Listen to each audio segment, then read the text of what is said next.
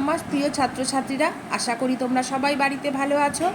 আজকে আমি আবার একটা ইতিহাস ক্লাস নিয়ে চলে এসেছি। দেখো, ইতিহাসে আমরা আজকে কি দিয়েছি?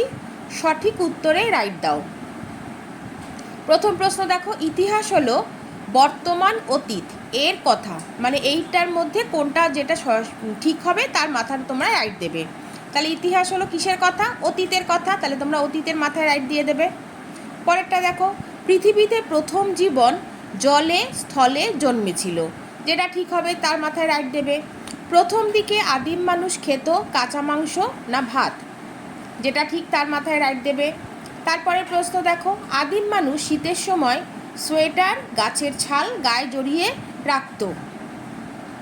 তারপরে প্রশ্ন দেখো, প্রথম চাষ করা শুরু করেছিল ছেলেরা মেয়েরা।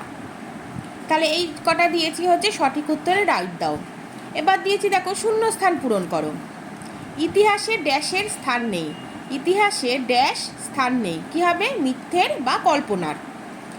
তারপরেরটা দেখো, আদিম মানুষের মুখ ছিল ড্যাশ ও নাক ছিল ড্যাশ, এই জায়গাটায় কী হবে নিশ্চয়ই তোমরা জানো।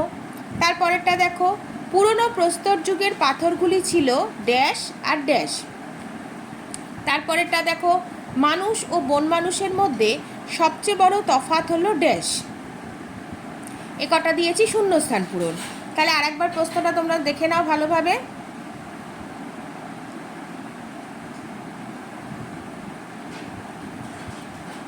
ঠিক আছে, তাহলে গতদিন আমরা দিয়েছিলাম কি সব পূর্ণ বাক্যে উত্তর দাও, দু একটি শব্দে উত্তর দাও।